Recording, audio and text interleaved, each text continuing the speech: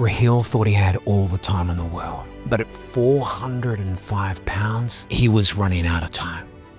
Trapped in a cycle of emotional eating, self-doubt, and excuses, he spent years stuck telling himself next Monday would be the start of a new life. Food was his escape. Excuses were his shield. And for years, Raheel stayed trapped behind those walls until one moment changed everything. His doctor wrote him off. He said that he'd be dead by 40. But with a tearful plea from his father begging him to change, he promised him he'd do it. He lost 150 pounds. But then tragedy struck. His father passed away in his arms. A spinal injury stole his progress, and he gained half the weight back. That could have been the end. But quitting was never an option. Through pain, through heartbreak, through infertility struggles and 2 spinal injuries, Raheel fought back. He lost 200 pounds in total, rebuilt his body, reclaimed his mind, and fulfilled his dream of becoming a father. This man transformed his life. Today he's a TEDx speaker, motivational speaker, transformation coach, and the host of his podcast, Wall Breaker 200. His mission is to help others break through their walls, to prove that transformation is possible, and to empower people to stop quitting on themselves and that they're worthy of a transformation that lasts. Raheel's story is a powerful one. It's a testament to one truth: quitting is never an option, and any wall in life is meant to be broken. Welcome to 100 Pounds to Freedom. Raheel, what's up, my man? What's up, my man? Thanks for the intro. How are you, Kev? Good. Thanks. Yeah, I'm amazing, mate. And already just off camera being inspired by your energy and your gusto for life, man. You got one hell of a story, brother. You're in the US, right? Yes, exactly. I'm just outside of Washington, D.C., so I'm just in the D.C. area. Yep. Now, we're going to throw up some before and after photos so people's jaws can be disconnected. Face, man. Where did it start? Was it childhood obesity? Yeah, pretty much, yeah. So since, I guess just really quickly, I mean, obviously, so first off, I got to say, even though I live in the D.C. area now, I'm an original New Yorker, so die hard, Knicks fan, Jets fan. I got my Knicks my shirt on, so go Knicks. But that's where I get the swag from, like we like to call it here. But love it. But yes, sir. Yeah, but no, definitely. Thanks again for having me. Really excited to be here. Fired up as always. And to answer your question, Kevin, that's exactly right. I was pretty much obese my entire life from birth, and then I went into childhood, elementary school, middle school, high school, college, and then up until 27 when I hit my absolute peak weight at 405 pounds. So the weight kept coming, it kept gaining, and I think, it's funny, man, like life just hits you within a blink of an eye. And I think during those times, nothing was really hitting me in the face. I was just living life. The weight kept piling on. And I mean, I saw it, but then I didn't see it, if that makes sense. And sometimes in life, you kind of need an eye-opening moment to kind of really, make you understand what's going on here, what's at stake. And that's exactly what happened to me 15 years ago, right around this time. Yeah. And where do you think it came from? Like, did you have super nurturing parents and, hey, there was always like big meals on the table? Like, were you the only one? You have siblings? Like, no, that's a gregreat question too. So it's funny. I have 2. I'm the baby, so the baby boy of the family, and I have an older brother and an older sister. And it's funny. The crazy thing is, man, they never had any issues, thank God, in terms of like their weight. I mean, they grew up, normally tall and thin, and pretty much still the same, pretty much look the same, knock on wood, and pushing into their 50s now. So definitely really happy for them. And it was just me. It was one of those situations where I am Pakistani descent, so definitely have amazing food. My mom is the best cook that I've ever known in my life, still is, by the way. Shout out to mom. Oh, thank you. Yeah, no doubt. I mean, she definitely makes the best authentic food, and then just being around great home cooked meals, like you said. But then I think also, Kevin, to be honest, it was just lack of awareness, right? And I think that's the biggest key factor here, is the fact of, as I was getting older in life, and then also lack of awareness, but then also, it's funny, I go back to when people talk about fitness, right? And when they go to fitness, the first thought that they would think of is diet and exercise, right? what is your fitness regimen? You think diet and exercise. But I think truly the core, and I really hope the listeners really listen to what I'm saying here. I truly feel like fitness to me is in terms of how you live your life, having true self awareness. And what I mean by that is, as you were asking me how I kept gaining the weight, it's because I had lack of awareness, man. I was just like completely oblivious to what I was doing. On the nights, I would hang out late nights and I would just keep eating away. On the weekends, I'd hang out with friends. I would just eat all the time. Restaurants, late night, go out, hanging out with my friends late night. Baltimore City, DC, late at night, come back, have a large pizza, drink a 2 liter, and go to sleep. And then wake up the next day, we have breakfast or brunch. So it's just a lack of awareness and also the understanding of, I'm not putting myself in positions to succeed. And that's the biggest problem that I see with a lot of people today. I feel like, when you talk about fitness, people look at fitness as just diet and exercise, but I truly feel like in my heart, it really how you live your life, who you associate yourself with, the day-to-day grind of the 24 hours, that truly is the definition of your fitness journey. It's not just diet and exercise, man. I really believe, and if you're listening to me out there, man, I lost 200 pounds, okay? I was 405 pounds to 205 pounds, and I can't tell you how many significant changes I've made in my entire life to help springboard me to where I am now. Just the overall totality of my lifestyle, the awareness that I have now, the strength of awareness that I have now. So to answer your question, not to get too off key, sorry, but just truly lack of awareness. Yeah, I totally agree with that. Yeah, I'm down 100 pounds, which is, dude, thank you. Amazing. And Amazing. So happy like for you. thank you. And I know how incredibly challenging, like it took me 4.5 years, like longer than my original goal. And I know how incredibly challenging that was. So, for you to be down 200 doing double that, a big part of it for me to heal was the emotional eating, man, like any kind of stress or anything like that. So, we all have cravings, but I find it's learning how to manage those cravings. Okay, instead of reaching for the fridge or the pantry, was that you as well? Like you'd have, yeah? Yeah, no doubt. Yeah, no, sorry not to cut you off, but for sure. I mean, without a doubt. So as a kid growing up, I think the unfortunate part was, I was bullied a lot, man. I mean, I took an absolute beating. And when I mean beating, not physically, but mentally, emotionally. I mean, I would walk into a room and the fat jokes started coming. I'm a big guy stature-wise too. Like I'm 6'4", pretty strong. I got, broad shoulders, and my wife would tell me stop showing off. I'm not. I'm just telling you the truth. Like when I say my shoulders, I'm not talking about strength now, but like, I stand out, and I feel like the problem was as I was getting older in life, I'm hanging out with friends, quote unquote, but I would walk into a room and I'm coming there to have a good time. I'm thinking friends are there to laugh with me, but they really were, a lot of them, I would say, were laughing at me. And I think when you don't realize it, when you are such a big target, that's exactly what you are. You're thinking you're coming somewhere to have a good time, but in the end, you're just a target. You're literally a target, and here they come just firing away. Like fat joke after fat joke after fat joke, just really mean. And it got so bad to the point when you talked about the emotional eating piece of it, and I'm glad you brought that up, was I was bullied so bad that I would literally, if I was invited somewhere, I would go to a fast food restaurant, I would, order whatever I'd order, eat it in the car all by myself, crush it all by myself, and then I would attend the event because I was so afraid to eat in front of people, because all I would ever hear is, hey man, like save some for the rest of us, or hey man, like, maybe you shouldn't be eating that. And I'm just sitting there minding my own business. So the fear and the emotional trauma and the emotional damage that I was going through during those times, man, like, and then what happened? I was emotionally eating. So then I would not eat all night at that party.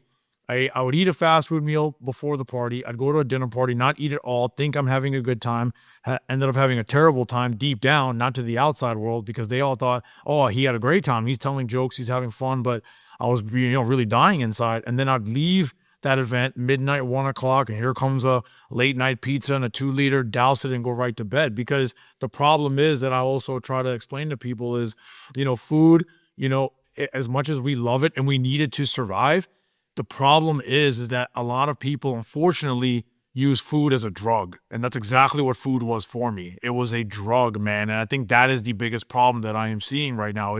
I've never done drugs, never planned to in my entire life, but I'm just talking about me in a vacuum. But the number one drug, the number one addiction that I had was food. I mean, no doubt in my mind. So emotional eating is right up there with lack of awareness per se.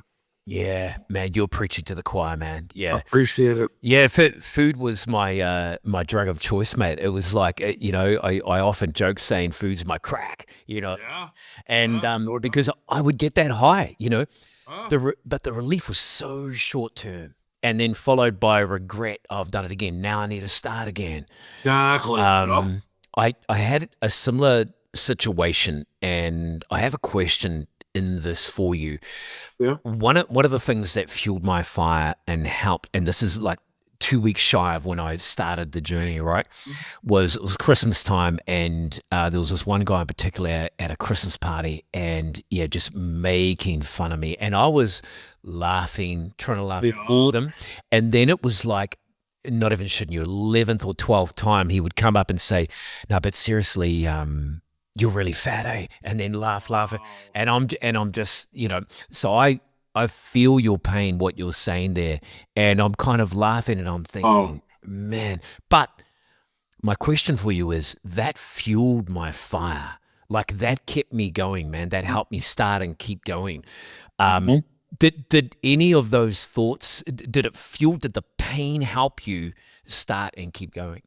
Oh man, I'm getting goosebumps listening to you right now, man. I mean, literally, I'm using your pain for my fuel, literally every single day, every single day. And I love the fact that you asked this question because here's the thing, right? I think this is why I like to think that, it's not about being better or having a better process or a better thought process or like, my system is better than anyone else's. No, I'm telling you strictly what will work for me. And in terms of hopefully that I can help inspire others. But you always hear the term of, hey man, it's in the past, let it go, or let the past go, or it's in the past, let's move forward. Well, I'll be honest with you, my brother. I'm the complete opposite. What you told me right now, your story, I got 100 of those, and I remember every single one of those every single day. And if you could hear my voice just get amped up as I'm talking to you right now, all I know and all I see in my heart and in my chest is all of those guys that made fun of me and told me basically to my face that I was overweight and I was fat and I was too loud. And they would compare me to every fat, white celebrity under the sun. They compare me to friends. They compare me to my siblings. All I would hear is your siblings are tall and thin and good looking. What happened to you? Right. And those are things that people will tell me to my face. Right. So it just becomes the stem of the point I'm trying to make of is, you have to use your pain for your purpose. I tell people, go back to those moments, use that, man. And all you do is literally use that as gasoline and pour it on that fire. Because I'm telling you right now, my brother, I am that guy. If you tell me I can't do it, I'm going to do it anyway. And that's exactly how I feel about all those guys that ever doubted me. Whether they want to admit it or not, they know, right? They know what I've done and they know exactly what I'm made of. The difference is that I would never stoop to their level, right? And I think that's the biggest piece that I'm trying to help explain to people. It's like, you know what? Find different ways to get yourself fired up, find different ways to keep yourself going. And just because it's in the past, 5 or 10 or 15 or 20 years ago, whatever happened to myself or yourself, that's okay. And I always feel like it happened for a reason. I truly believe that things happen for a reason. Your weight gain, my weight gain, your weight loss, my weight loss. That's what it happened for a reason. That was the plan, and, for whatever the path was. But I promise you now, I mean, I couldn't tell you how much more stronger of a person that I've become because of those moments. Like, I wouldn't trade it for the world, all of it. And I feel like to become heavyweight champion of the world, you have to learn how to take a beating in the ring too. You can't just go into a heavyweight fight and be like, hey, I'm the only one throwing punches. No, it doesn't work that way, right? You got an opponent that's hitting you right back, right? And the key is you just got to hold on, man. Hold on. Just take those hits, take those hits, take those hits, and then get knocked down to the floor. And I always tell everybody this, the referee in boxing, you get 10 seconds to get back up. You don't need to get up at 1. You can get up at 9 and still be heavyweight champion of the world. Google Rocky 2, and he'll show you how he did that. Yeah. Stronger in other areas. Okay, so that pain, the character building lessons, all the teasing, the bullying, and all the rest of it, yeah, calluses, man, the scar tissue, as it were, the mental scar tissue, it really it crosses over into other parts of your life, and helps build up those as well. Mate, when I started my journey, nothing I tried worked. Like for 15 years, nothing I tried worked, right? I started with my mind. I forgot about diet. I forgot about nutrition, working out, and I started dialing in my mind and my mindset and forming habits. I read a book, James Clear, Atomic Habits, and that's what kicked the whole thing off for me. How did you start, man? Because we're talking 405 pounds, more than double two average men. How did you start? Yeah, for sure. Thank you. I appreciate that. Yeah. So 27 years old, January 2010, I was 405 pounds. And my dad, I mean, honestly, single-handedly, it was because of him. I mean, I remember him seeing me one day, looked at me blue in the face and was like, man, I'm my son, my youngest son. I mean, the weight's just getting out of hand. Like, we got to go, see the doctor. We got to get you checked out, because he was very worried. Obviously, any father would be for their child. And my dad was a pharmacist, and I used to be a farm tech with him in college. So he would always be in my ear, very soft-spoken voice, would be like, hey, man, like, take your health seriously, take it seriously.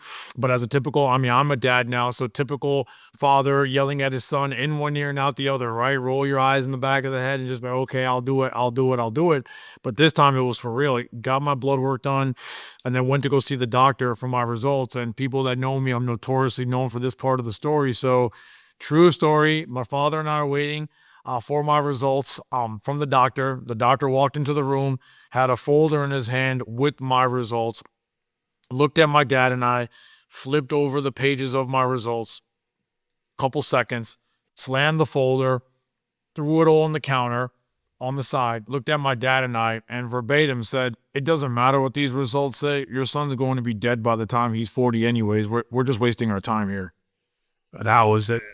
Yeah. You just get chills, man. Yeah. Oh man, literally, yeah. And I'm telling you, man, like I said in my speeches before, like I was about to go on Yelp and be like, bro, that's a 0-star review for you, man. I mean, Jesus, talk about bedside manner, bro. Like what? Like, and the craziest part was I never knew my results until this day. I don't know what my scores were. Whatever was in that moment, whatever he felt like he saw in me. And to be honest with you, for all of those years, I hated him so much for it. But as I got older and more mature, best thing that ever happened to me. So to kind of finish up this piece of it, my dad and the doctor talked on the side for a minute or two, about whatever they talked about. And then we left, not even 5 minutes total. So then this is where the key point turned. So about halfway driving home, my dad and I left, and my father looked at me and said, hey, listen, I need you to pull the car over. Can you pull the car over? I said, pull the car over? Why? Is everything okay? He said, yes, I need you to pull the car over right now. Very stern. So I said, okay. And we're on the highway driving home. So I'm like, okay. So I pulled the car over on the shoulder. I said, what's going on? And I remember my dad was battling a lot of health issues at that time in 2010 himself. I mean, he had a rotator cuff issue and especially like eye issues, and also a liver issue that was really, just laboring and really, wearing down on him. But I remember him looking at me blue in the face and was like, listen, I'm running out of time. You need to take this seriously. I am running out of time. Like, you are only 27, you're young enough, but I'm running out of time, and I won't be there to see you get married. I won't be there to see you have kids. You need to take this seriously, man. This isn't a game.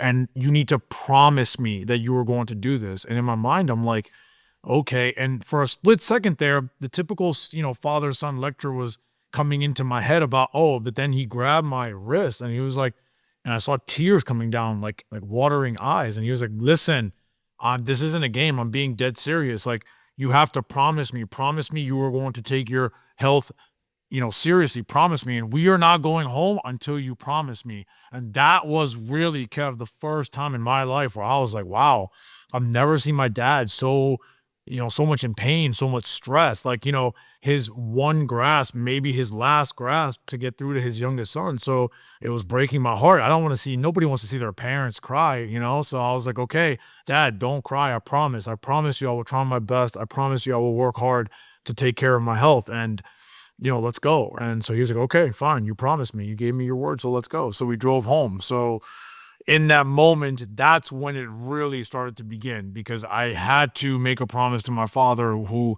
literally pulled me on the side of the road. And for a parent to tell their child that they're not going to be there to see you get married and not be there to see you have kids, it's one of the most gut wrenching experiences any child could hear, right? It's still gut wrenching talking about it 15 and a half years later. So that's when the journey began. Yeah. Oh man, I could feel, as you're telling that story, I could feel his heart, man. Like, Yeah. yeah, yeah. Like the father's just desperately, he obviously Yeah. loved you so much, man. Yeah. Is he still with us today or? Oh man, so a good question. So unfortunately, I'll get to that in a second. He is not actually. So I guess to kind of piggybacking off of that. So really quickly, so I started my journey January 2010, and I tried and failed for a while, and then May 2010, one of my really close friends was like, "Hey man, like we're all joining a local gym. Why don't you come? It's a brand new state of the art facility gym. Why don't you come join with us? It'll be fun. We can all play ball together." Hang out together, etc. I said, okay, yeah, sure, why not? Because before that, I did try a lot, but I did fail a lot, even still, because that was January 2010 when I made that promise. I go to the local track by my house, my old college track, a football field. I even joined another gym, quit, failed, but I never stopped. I just couldn't get going, right? I couldn't get like the car to keep going. It's kind of like a car starting and then stopping. The battery died, right? The car starting and stopping. But then I joined the gym in May 2010. And then from May 2010 to May 2011, in that first year, God willing, because I even took a class in between that really helped jumpstart me called Team Weight Loss class. From May 2010 to May 2011, I lost my first 150 pounds. So in that moment, man, yeah, yeah, yeah. So that was awesome, man. I had the best feeling. It was great. I was feeling great. I mean, it was just the best feeling ever. And I felt like I was on cloud nine, man. 150. I was like, man, like I just went on an absolute tear. And, we can get into a little bit deeper on that in a second. But to answer your question is, so even though my health was, on the rise, my dad couldn't have been more prouder. I remember him giving me the biggest hug saying, I'm so proud of you. Got me a really nice present also as well. And then he was feeling great. But then a couple months later, even though my health was rising, unfortunately, my dad's took a really bad turn for the worse. That July 2011, we go for a family wedding in Connecticut, and the night of the reception in the hotel, on the bed, my dad's liver completely blew out, and he ended up dying like right in my hands, man. At the reception, and yeah, it was a very traumatic experience, man. It was my whole family was there, and then also not only that, it was his side of the family that was getting married. So it was my first cousin, his brother's son. So his sisters were there, his brothers were there. They were all like, oh my God, we're here to celebrate a family wedding, and now we lost our brother, and he died like right in front of me, man. Liver just blew out. Very traumatic experience. I remember my brother trying to give him CPR. He had an all black suit on, and I'm holding him up like right in my arms. My mom was there. We tried to revive him, and he was pretty much gone. And I think that was a very traumatic experience. I'm like, oh man. And then to add salt on a wound, so that was in Connecticut. We lived in Baltimore at the time. And so we had to get the body back from Connecticut to Baltimore for the funeral services in a quick turnaround.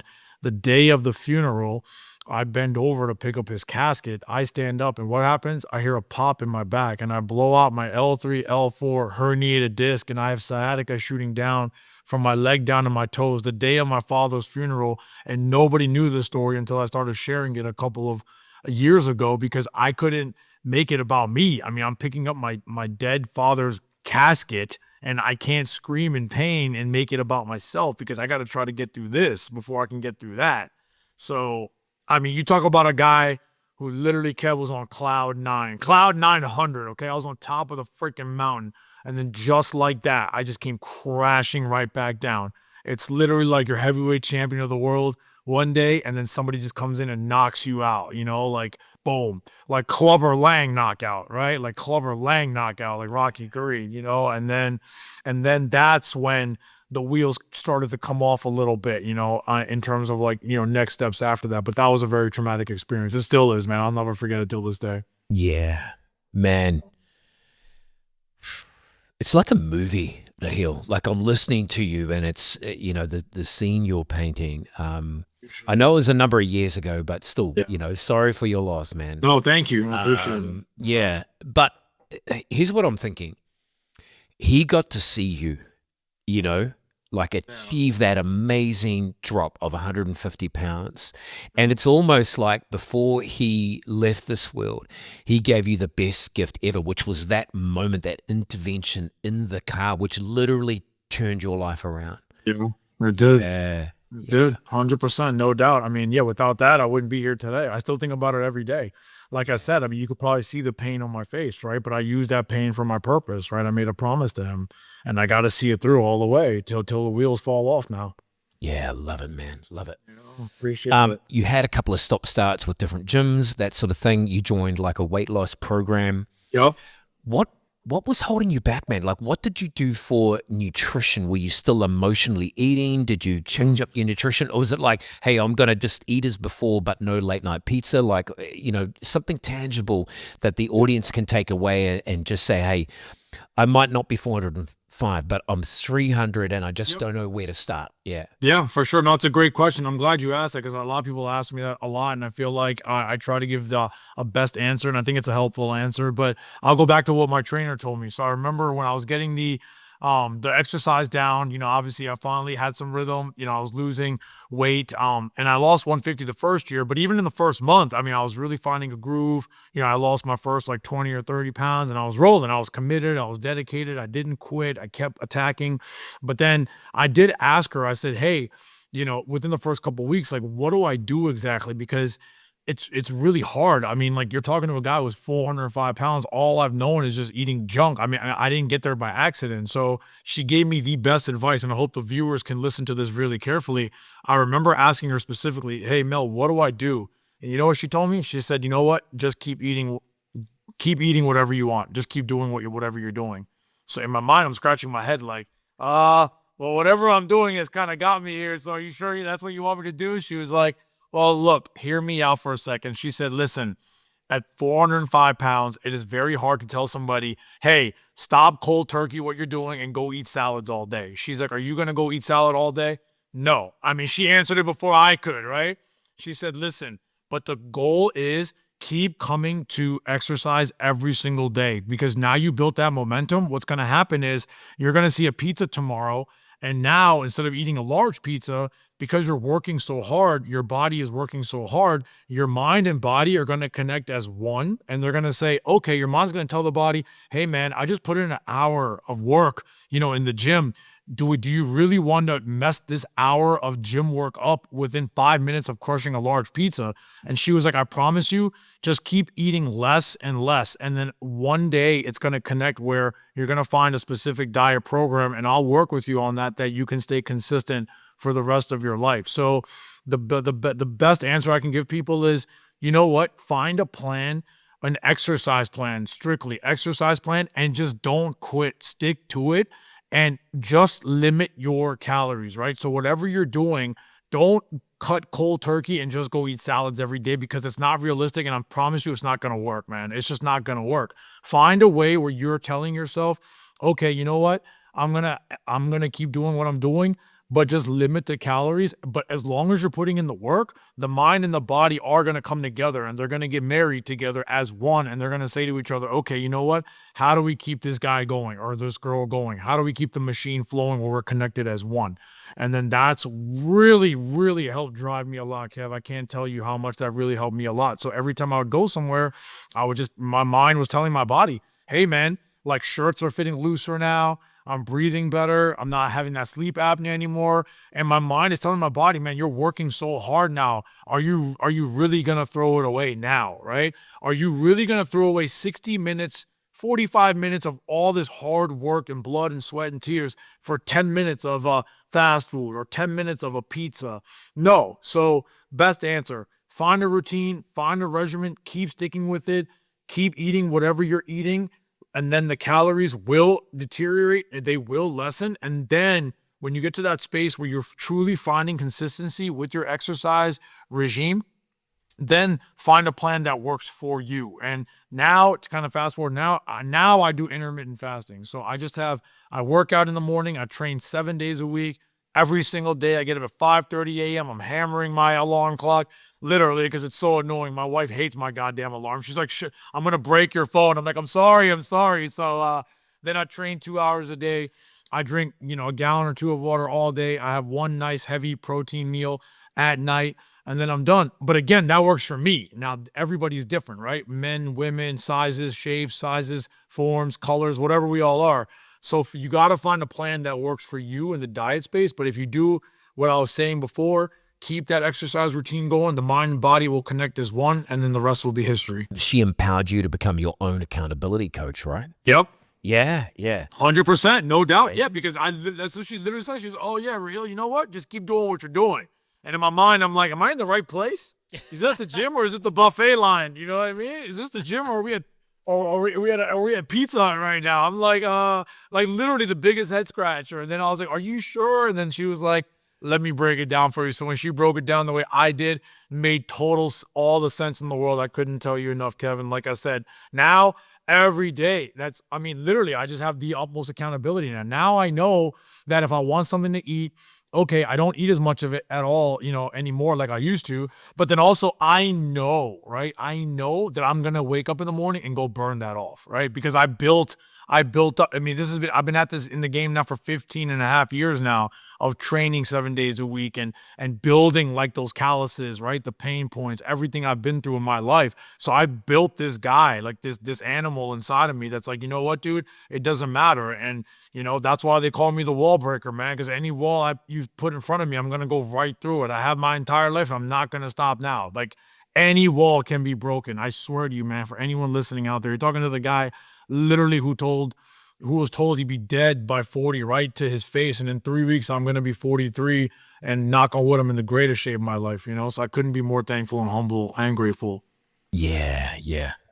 Love it, love it. If people are morbidly obese and they're struggling to move, what was your first exercise? What were they just saying, hey, just walk or move or do weights? That's exactly it, man. No, if you're morbidly obese, like how I was at that time, where I was on the line of morbidly obese at 405 pounds, I would just tell everybody, just walk, right? Just very simple, walk, get the blood going. Because you have to look at it this way. If you're morbidly obese, your body, you have to look at it like a car, right? My body was like a car. If you leave a car in the shed for like a year and you try to start it, what's going to happen? You get that kickstart noise, like, right? It's like all the dust off of it, right? I mean, you got to try to just kind of get it going. You're taking the keys. You're like, That's exactly how the human body is, man. I can't tell you enough. So that was just like me. I couldn't even do 5 minutes on the treadmill, okay? At that time, I was sucking wind. And my trainer at the time, she was great. She was like, "You know what, Raheel? The best advice that I can give you, which I'm giving to everybody out here, go as far as you can, as fast as you can." And that's it. Literally on the treadmill. So go as far as you can, as fast as you can, and just keep doing that. And then we'll, every 2 weeks we'll reassess. So, and to the exact point, I could probably only do like 10 minutes on the treadmill at like 3-point speed, right? 10 minutes at 3.0 speed. So I did that and then we ramped up. Okay. She was like, "That's great. You've been doing that every day. Now go to 15 minutes, right?" And then I would do 15 minutes and then 15 minutes became at 3.5, right? And then now the car's getting some miles on it now, right? Now we got that car started. It's starting to go. So you see the sweat pouring, you see the burns coming, and then the mind is telling the body, "Oh man, like, dude, like, you got something inside of you, right? The car can move.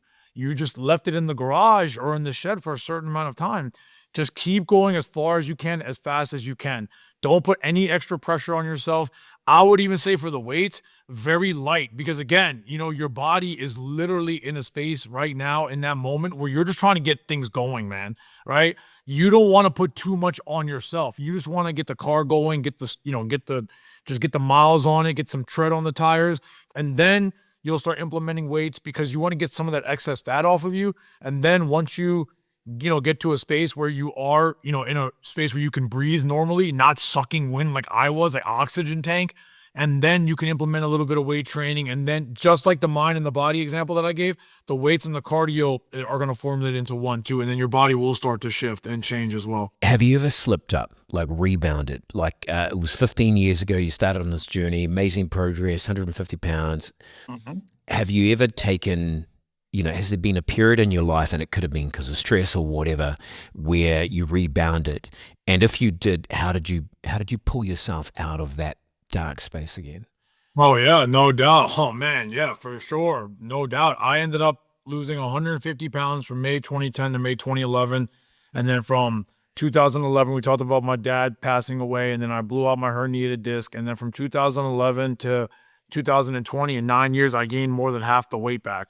So I gained about 80 pounds, maybe 85 pounds back, man. So you want to talk about relapse, or you want to talk about walls that were put up, man, they were put up big time in front of me. So like I was like, wow, like what's going on here? Yeah, so I definitely was in that space. So I'm the guy, I just gave the champ example, right? I was heavyweight champion of the world in my heart. I got knocked down and I just couldn't find my way back. It's kind of like that, kind of like that fighter, it's like what happened to him? It's like what happened to this guy? What happened? So I gained more than half of that weight back until January 2020, and that's when the comeback started. I can hear some theme music here. The- Rocky for sure. So what inspired the comeback, man? Like, Yeah, man, for sure. I'm glad you asked that. I was waiting for you to ask that, man. Yeah. So yeah, so July, July 2011 to January 2020, I gained more than half that weight back. But in between, since I had that herniated disc, Kevin, like it was bad, right? And what I mean by bad is that I didn't stop working out. I did keep working out, but the fire wasn't there anymore, man. I mean, my dad was gone. So like I was like, what am I doing this for? I did it for him. And then I also fell into the darkness of, okay, now I'm just feeling sorry for myself now. Like, okay, I'm in pain. I didn't want to get my back fixed. I just kept doing like the band-aids. So I was getting like, epidural shots. I was taking steroid packs, inflammation, medication, physical therapy, rehab, but the pain wouldn't go away. And then I would work out one day, but then I would skip 2 days. I'd work out one day, I'd skip 2 days. And then my nutrition was all over the place because I was in pain. And when you're in pain, I had sciatica down my leg, down to my toes. It really wears on you. And then what's the ultimate drug of choice? Here comes the food. I would just go eat and wouldn't care anymore. But then what happened was I got married in 2016, which was a nice event. So I was happy about that. And then that's when the weight really came on. And my wife is like, why do you say that? It's like you're blaming me. I'm like, no, man, I'm not blaming you. I'm just saying I was happy. I was in love with my wife. I was happy. We were traveling. I was eating. So before I met her, obviously I was already having these issues. And then I met her and then I was eating and having a good time. And then January 2020, I bent over to tie my shoe in the work garage. I stood up and what happened? I hear a pop in my back and I blow out my second herniated disc in my back, my L5S1, man. So I'm like, oh my God, I was in so much pain. I couldn't even drive. It took me like 2 hours to even drive home. I had to recline my seat all the way back to even get home. So in my mind, I'm like, when is it enough? It's like literally just, I keep using the analogy, but it's true. It's like a fighter in the ring. How much of a beating can somebody take? That's what I was thinking, like, oh my God. And then prior to that, really quickly, my wife and I, we were trying to have a child also at that time, and we couldn't at that time because I remember we ran multiple tests. We were like, what's going on here? And then I remember the doctor looking specifically at me and she was like, hey, Raheel, I can't 100% confirm it, but your sperm motility count is kind of like all over the place. And we think it's a cause because of your extreme weight loss, journey and, how whatever transpired. So because of this, the only way you guys can have kids is through in vitro fertilization, IVF, right? So in my mind, I'm like, oh my God, dude. So that was before I blew out my second disc, okay? So I told you that I made a promise to my dad. I lost my dad. He died right in my hands. I blew out my first disc at his funeral. Now the doctor's telling me that we can't have kids because of me, because of my sperm motility getting jacked up because I try to lose weight.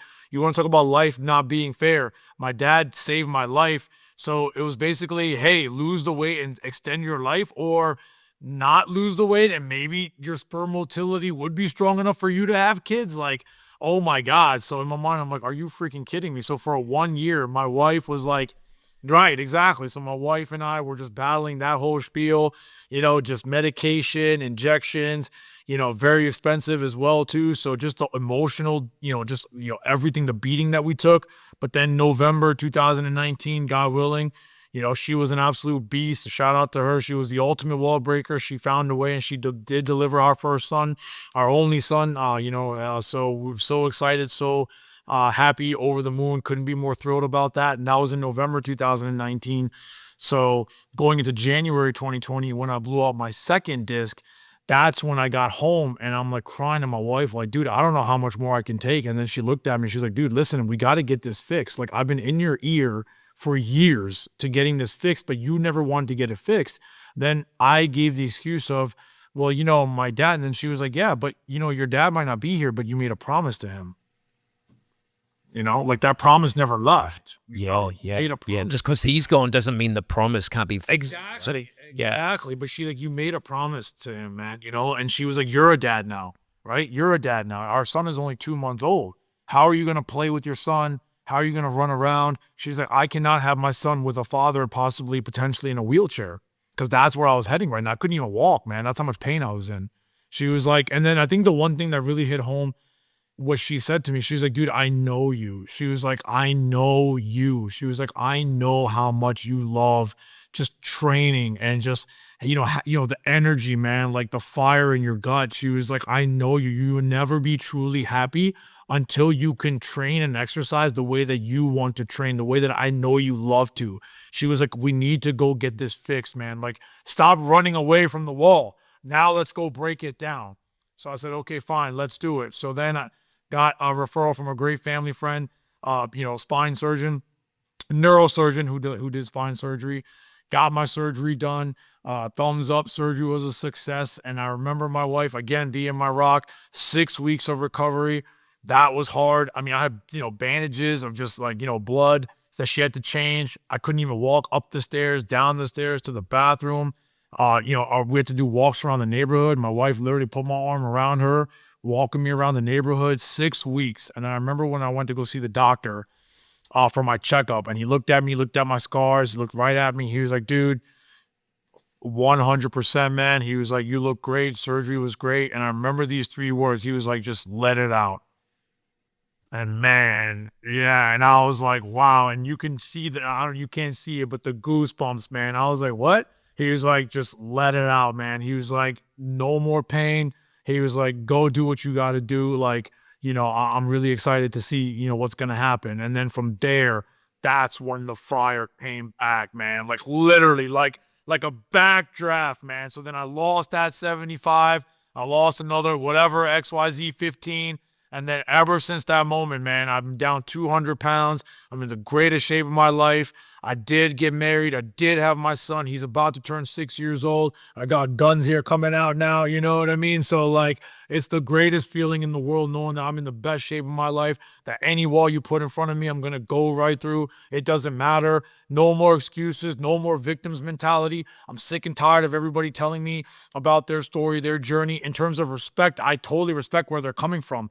But the beauty of your own story is, guess what, man? We have the pen. Sometimes in life, you can't control how our story starts, but you have the pen. You can control how it ends. And I ain't going out that way. I was not meant to die at 40. I was not meant to go out at 41 and, up, 80, 90 pounds from my original loss, right? I mean, my wife literally was that driving force to get me going, and that promise to my dad. And now I know more than ever, I will never break that promise ever again. And nothing else can be stopped, man. I feel like I'm an unstoppable force and an immovable object. And I tell people all the time, it's a heavyweight fight, man. Life is a heavyweight fight. It's a 12-round fight, right? You can find a way to win. Just hold on, man. Hold on. You're looking at a guy who literally, I'll take it another level, Kevin. I tell people this all the time, okay? About mindset. I'm not a guy that just went through hell, okay? I'm a guy that burned in hell over and over and over again. But the difference is now, is if you take a guy like me back to hell, I'm going to burn the whole place down. But that's how much I've been through. That's how much I've been through, and that's how much of a freaking dog that I am. You take me back to hell, I'm going to burn it down because there's no wall, no bully. For every bully that told me I couldn't do it, for every person that told me he's not going to lose the weight, that called me a loser, that called me I was too fat, compared me to friends, to family members, saying he couldn't do it. Yeah, I couldn't do it, and I still lost 200 pounds, and I did it anyway. If I can do it, anyone can do it. Mic drop. Like that? Mic drop. Mic drop. Sir. Yes, sir. We're the directors of our own movies, man. And yeah, that final scene has not been written, brother. Yeah, yeah. Appreciate Dude, it. Yeah. Man, your light shines bright. Your passion is just relentless. Tell me about your vision of how you want to help other people that have been just living in this freaking beat suit, that is just weighing them down, hiding from themselves and society, and emotionally eating. What's your vision for helping people that were in a similar situation to you? Yeah, for sure. No, I mean, so right now I have been picking up coaching, and I have my podcast, Wallbreaker 200. So, people can follow me, my Instagram handle, Raheel Wallbreaker 200.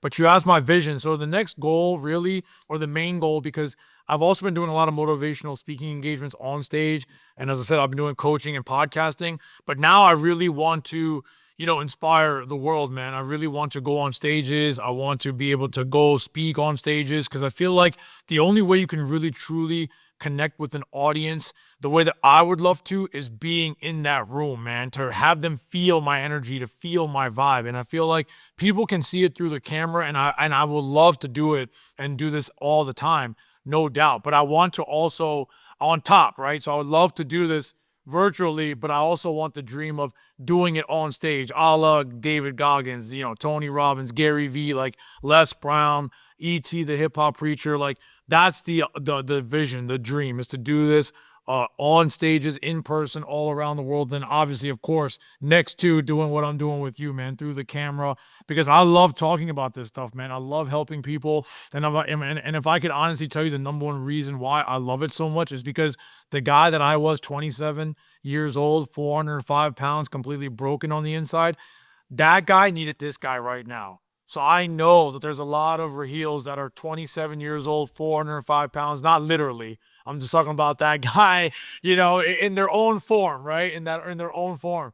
In my heart, I believe and I hope that they need a guy like me to show them, to preach to them that they've been told their whole life, or they might have felt their whole life, no, you can't. And I'm here to tell you, yes, you can, man. I swear to you, yes, you can. Yeah. Wow.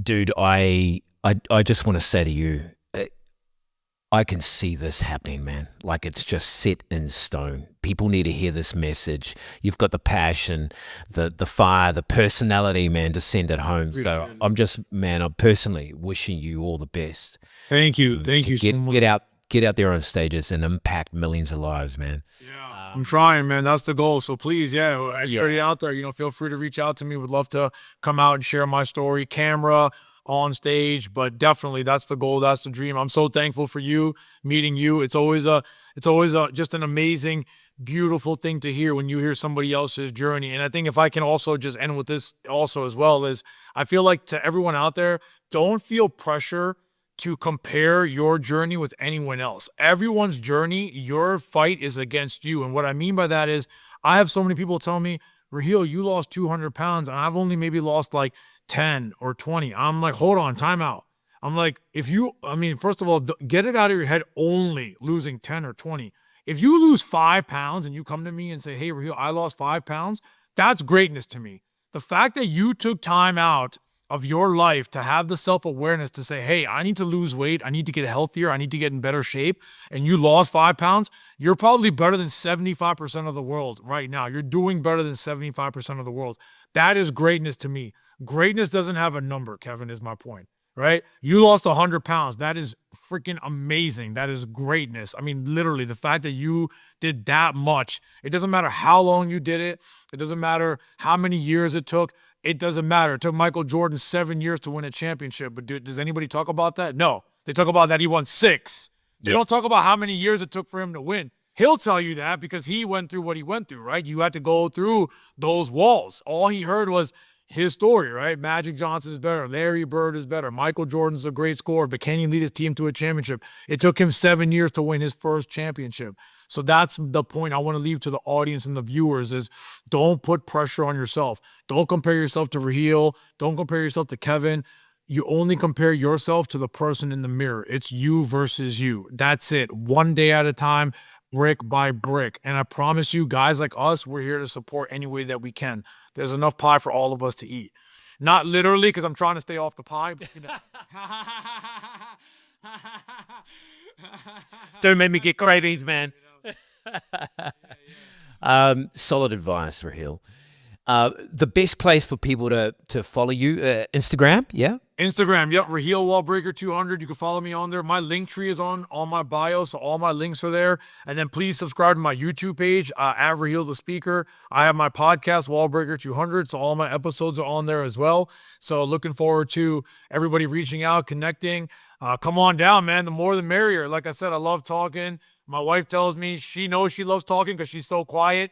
It's like that's why we work out perfectly together. They're like, how are you married to this guy? I'm like, it's easy. He does all the talking. I do all the listening. I'm like, it works out great. It's a perfect marriage. But no, in all seriousness, no, I'd love to talk to anybody. I'm always here to help support any way that I can, and really hope that your followers and whoever sees this episode reaches out to me because I'd love to connect. Great. We'll drop those links in the show notes as well, man. Yep. Dude, thank you for your time, your energy, your heart, your passion, and thank you for bringing the fire today, brother. Thank you, brother. Appreciate you, man. Thank you for everything. And like I said, would love to stay connected with you, man. And, best wishes to you and your amazing journey in your life, and always going to be rooting for you and always here for you any way that I can to support, man. We're all here to win together, man. Seriously, I want us to all win and succeed together. Love it. Awesome. Thank you. Appreciate Cheers. you.